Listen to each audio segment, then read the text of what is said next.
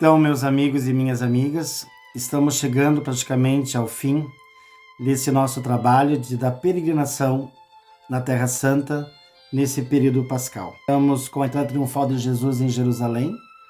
Depois começamos o nosso caminhar, a nossa peregrinação desde Nazaré, indo a Icarim, de Icarim voltamos a Nazaré, fizemos toda a região do Mar da Galileia, fomos a Jericó, entramos em Betânia e ontem fizemos o Monte Sião.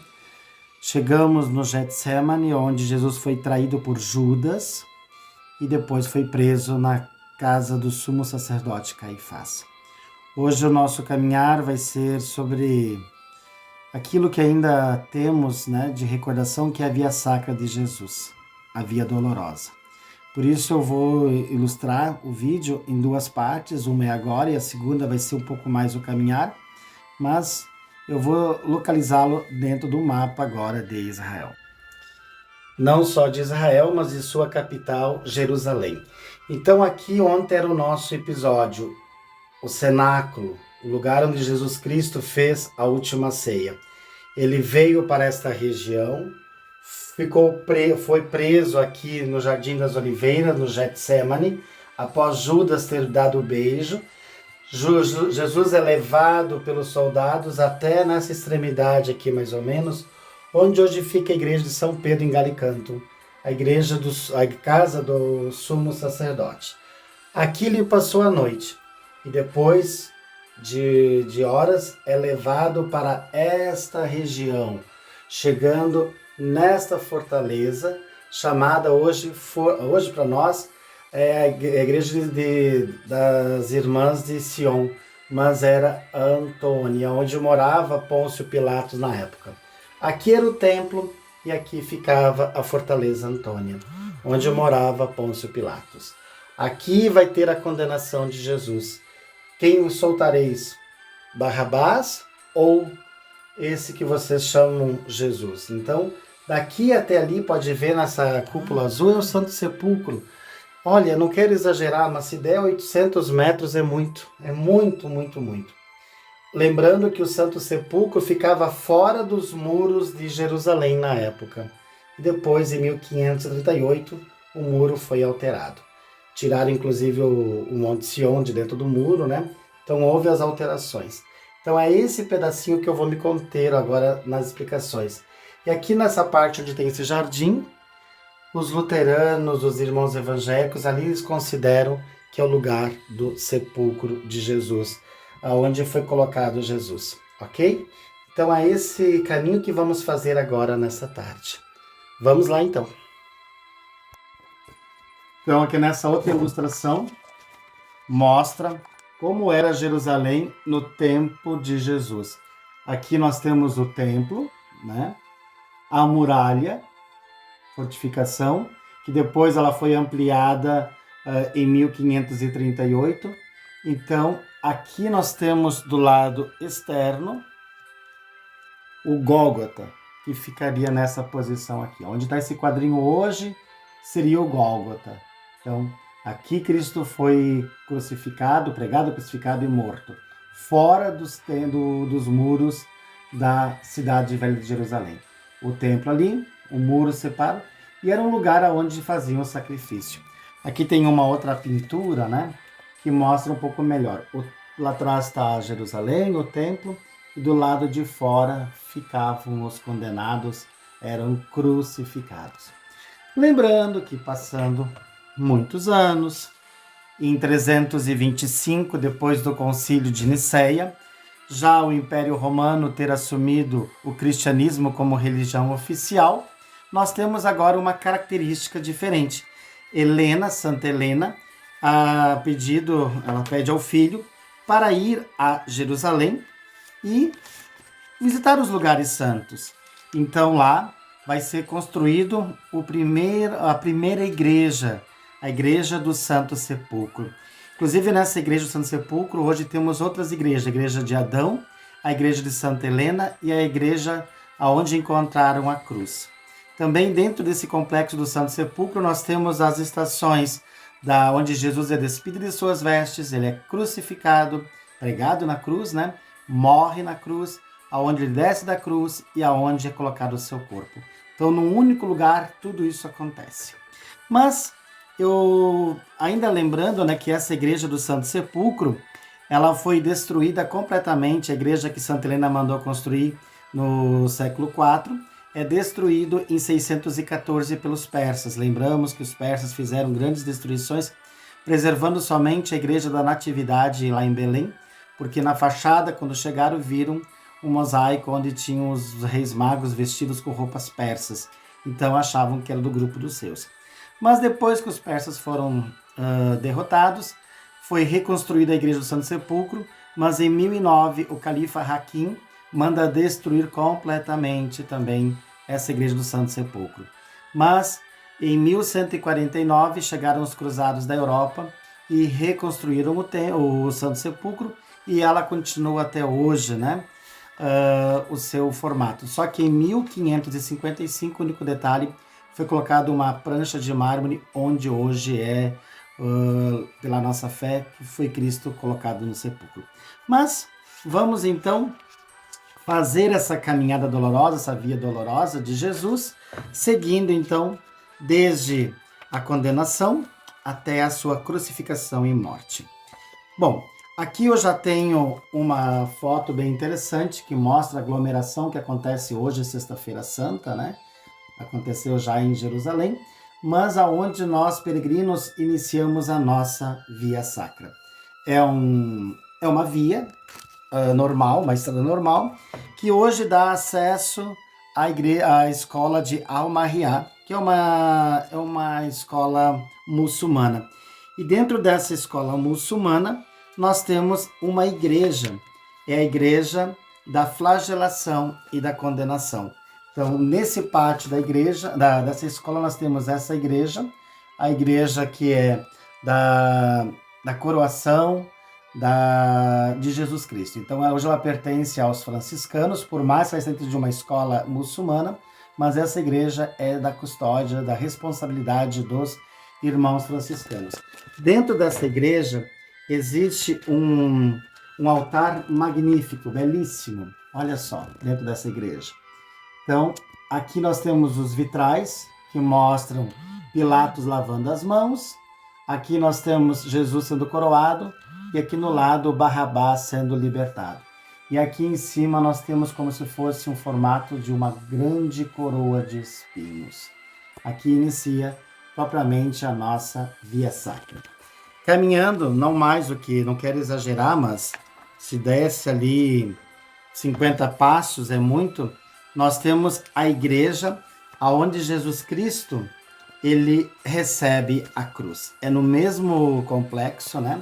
E no altar dessa igreja nós temos essas imagens, que são imagens, não são pinturas, né? Jesus recebendo a cruz, Também essa capela é do complexo dos franciscanos e saindo pela via que nós mostrávamos antes, onde tem esse monte de pessoas aqui reunidas, né? Caminhando um pouquinho à frente, nós vamos encontrar o Litóstropos, que era o lugar onde morava Pôncio Pilatos. Aqui nós temos uma foto, mais ou menos, uma maquete, né, de como era a casa de Pôncio Pilatos. E aqui que vai ser feita, então, a condenação de Jesus de fato. Ele recebe a cruz, mas depois de condenado. Então, está um pouco fora de ordem, mas é assim que funciona lá também. E esse espaço hoje, o Arco et Homo, ele pertence, ou o Tribunal da Pedra, né? Ele pertence às Irmãs de Sion. E dentro deste espaço, né? Temos aqui essas salas, né? E aqui no chão, nós temos marcado uma possível brincadeira que os soldados faziam, chamado Jogo do Rei. Tem até essas inscrições na pedra. Que eles, como diz assim, era o jogo que os soldados romanos jogavam para passar o tempo. O jogo que mais ressalta aos olhos é o Jogo do Rei, jogo cruel que costumava jogar os soldados às custas dos condenados, coroando-os como rei e depois matando-os e obrigando-os a suicidar-se. Então aqui nós vimos, né, essa passagem, inclusive tem na Bíblia, né, desse jogo que é feito o sorteio, e aí coroam ele com a coroa e colocam um manto vermelho. Hoje, falando na liturgia cristã, como no domingo de Ramos, as vestes dos sacerdotes, as estolas, né, é da cor vermelha, que representa a realeza e também a cor do martírio. Bom, dentro dessa fortaleza de Antônia, que é o Litóstratos, né, também existe até hoje, né, uma cisterna de água, então captada. E foi feita as escavações do posterior, né, e aí encontraram muitas coisas que lembravam esse período de Jesus. Depois, Jesus começa com a cruz fazer a sua caminhada. E logo, mais ou menos ali, 300 metros, nem isso, ele cai pela primeira vez. Então aqui está a população chegando, junto a um lugar, uma igrejinha que foi feita, né, para representar a terceira queda de Jesus. Aqui temos então essa imagem, ela é esculpida, ela é uma imagem feita, né, lembrando a terceira queda de Jesus. E bem ao lado da terceira queda, não dá o que, sai da igreja, já cai noutra, nós temos a quarta estação, que é onde Maria encontra seu filho amado, seu filho Jesus. Então ali é chamado Nossa Senhora das Dores, né? Então aqui está um pouco melhor, né? Vocês podem ver, isso aqui, meus amigos, hoje é esse comércio, essa loucuragem, né? Então quando a gente faz a Via Sacra lá, quando faz com os peregrinos, para nós é meio estranho, porque você vê gente vendendo, comercializando, você vê alguns soldados protegendo, dando segurança, você vê carros passando, motos passando, e nós ali fazendo a nossa oração piedosa, né? Fazendo a caminhada de Jesus. É meio estranho. Por isso que eu sempre peço, agora é concentração, fé, oração, para nós não se deixarmos nos abater com esse barulho que vai ser aqui pelos caminhos. Porque quando Jesus morreu, aqui mostramos, era tudo vazio. E é como hoje os santuários. A gente vai nos santuários, antigamente não era nada. Daqui a pouco veio uma lojinha, outra lojinha, um restaurante, um hotel e vira toda aquela cidade em torno do atrativo religioso ou turístico. Jesus não foi diferente. Os cristãos aqui passou Jesus, aí começou a falar. Aí surgiu um comércio, surgiu uma igrejinha, surgiu um hotelzinho e hoje a cidade, onde é o caminho da Via Sacra, ele foi engolido pela cidade velha de Jerusalém. Deixa eu ver se tem alguma outra foto aqui para a gente ilustrar melhor, para vocês não perderem nada desse nosso caminhar. Ainda voltando, né, para a primeira e a segunda estação, aqui então onde acontece a flagelação, aqui uma foto mais bonita da igrejinha, né? Aqui começa a caminhada, aqui a foto da segunda estação ainda, como eu disse, lá dentro tem essa, não só essa, mas outras também, que conta a história de Jesus recebendo e carregando a cruz. Depois ele recebe a terceira, cai a primeira vez, tem encontro de Maria, e caminhando mais ou menos, posso dizer, uns 40, 50 passos, nós chegamos diante, olha aqui, ó, da quinta estação. É isso que eu digo, aqui está a capelinha da quinta estação, mas tem um comércio do lado, tem comércio na frente, e aqui tem uma via aqui do lado, né, que nos leva até o Muro das Lamentações. Então, aqui na quinta estação é onde Simão de Cirineu ajuda Jesus a carregar a cruz. Aqui dentro dessa igreja tem uma estátua, alguma coisa feita de bronze, muito bonitinho. É uma igrejinha pequeníssima, acho que não cabe lá dentro 15 pessoas. É muito pequena. E aí, depois da quinta estação, quando a gente sai, podemos ver aqui na porta, tem uma pedra, aqui tem uma pedra, que é por hábito, costume, tradição, a gente colocar a nossa mão nessa pedra, que dá exatamente o parecer de uma mão. Diz que quando Jesus caiu, né, e Simão de Cirineu veio ajudá-lo, ele apoiou essa parede, né, com sua mão. Então nós também fazemos esse rito. E aí começa uma senhora subida. Uma subida cansativa, diga-se de passagem, que dá mais ou menos o que? 150 metros, nem isso, você subindo para passar na sexta e sétima estação. Na sexta estação, nós temos no meio do caminho apenas colocado ali um emblema, que é onde Verônica enxuga o rosto de Jesus. Mas dentro daquela muralha temos a capela das Irmãzinhas de Jesus, aonde elas guardam a memória, onde Verônica, vero ícones, verdadeira imagem que vai enxugar o rosto de Jesus. Aí há uma contradição, será que existiu Verônica de fato? Isso é uma verdade teológica, não está na Bíblia, né? Mas mostra que uma mulher, amiga de Jesus, estava no sobrado, então ela tinha condições financeiras, morava bem. Ao vendo o cortejo chegar, ela vai descer, vai puxar o seu manto e vai secar Jesus, né? E como presente vai ganhar ali a verdadeira imagem, vero ícones, Verônica. Muito difícil isso ter acontecido historicamente, porque mulher, imagina, né? Não tinha valor nenhum nessa tradição judaica.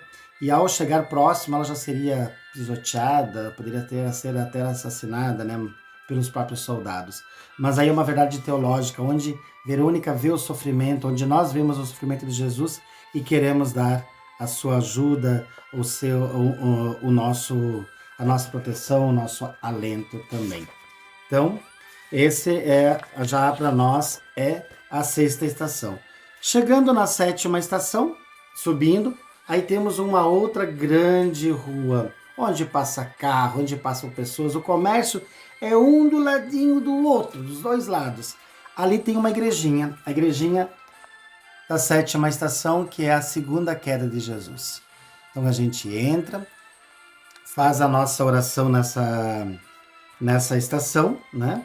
E aí, feito isso, nós vamos para a oitava estação. Então, aqui está essa rua, aqui está a capelinha, né? E aí vamos subir uma rua lateral à direita, mais ou menos o que 30 passos, porque esse caminho onde vai ser a subida depois, que vamos sair aqui da igrejinha e subir, deveria ser o caminho exato já para chegarmos no Santo Sepulcro. Mas foi feita uma grande parede, uma grande muralha, que a gente tem que pegar e contornar para irmos para a nona estação. E a oitava estação, onde já dali Jesus via o lugar da sua condenação. Porque na sétima estação, praticamente era uma porta que dava para a saída das muralhas, que ia já para o lugar da caveira, o Gólgota. Então a sétima estação já era a saída dos muros. E ali na oitava ele encontrava quem? As mulheres chorosas, né? Que choravam. E Jesus, não chorem por mim, mas chorem por vós mesmas, né? E por vossos filhos. Isso nós podemos ler em Lucas capítulo 23, 28.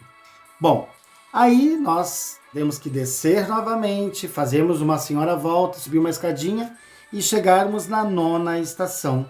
Na nona estação é onde Jesus cai pela terceira vez. Deixa eu ver se temos alguma coisa aqui para ilustrar melhor, para vocês compreenderem o que eu estou dizendo, né? Não tem mais nada muito. Então, na nona estação, nós chegamos aonde Jesus cai pela terceira vez. Normalmente lá só tem uma coluna, onde a gente tem o número 9 escrito em romano, né? E aqui nós praticamente temos que fazer, quando a gente está lá, todas as outras estações da Via Sacra, porque dentro do Santo Sepulcro é impossível até de você rezar. Ali é uma Babilônia, ou seja, é a torre de Babel. É uma loucura, é gente. Então, assim, dependendo da situação, você pega até um certo ranço de estar lá dentro, porque assim é o Santo Sepulcro. A gente sai da nona estação e vai para esse complexo aqui, ó, que eu vou mostrar em fotos melhores para vocês agora o que é. Olha só, chegando no Santo Sepulcro, normalmente essa multidão que quer entrar nessa igreja, né? Nessa igreja que foi feita pelos cruzados. Então, todo mundo quer entrar, todo mundo quer ver o lugar onde Jesus foi crucificado, morreu e está ressuscitado, onde ressuscitou. Bem próximo dessa igreja fica uma igreja muito bonita, a igreja luterana. Então, ao entrar nessa tal igreja, logo entrando à direita, nós subimos uma escadinha bem íngreme que vai nos levar para este conjunto de imagens aqui, ó, que é o Gólgota, o lugar onde Cristo foi crucificado. Aqui nós temos nas paredes a estação 10ª, onde Jesus é despido de suas vestes, e aí depois aonde ele é pregado na cruz. Essa é uma igreja grego-ortodoxa, né? Pode ver por toda a simbologia que tem, né? E aqui também nós temos ao lado, não dá para ver bem aqui, mas 2 círculos negros, pretos, porque representam as outras 2 cruzes dos soldados, dos ladrões que estavam junto de Jesus. E embaixo desta mesa tem aqui um buraco, né? A gente pode fazer um buraco mesmo, porque é onde a gente vai colocar a nossa mão num buraco aonde foi cravado, diz que foi cravada a cruz. E diz que quando Jesus morreu, deu-se um grande terremoto, e nesse terremoto, daí um centurião disse, esse era verdadeiramente o Filho de Deus. Aqui uma foto mais bonita, né? Do lugar. Então, aqui a gente põe a mão nesse buraco, nessa rocha, que inclusive ela vai dar na parte de baixo, chamado Capela de Adão, certo? Então, aqui tem uma ruptura, né? Que parece que foi feita de um terremoto. Então, neste lugar. E aqui também nós temos ao lado uma imagem de Nossa Senhora, da Nossa Senhora das Dores, né? Que teve o seu coração transpassado. Lá em Belém tem a Nossa Senhora de Belém, feliz e alegre com o nascimento. Aqui ela está com a cruz, com a lança, né?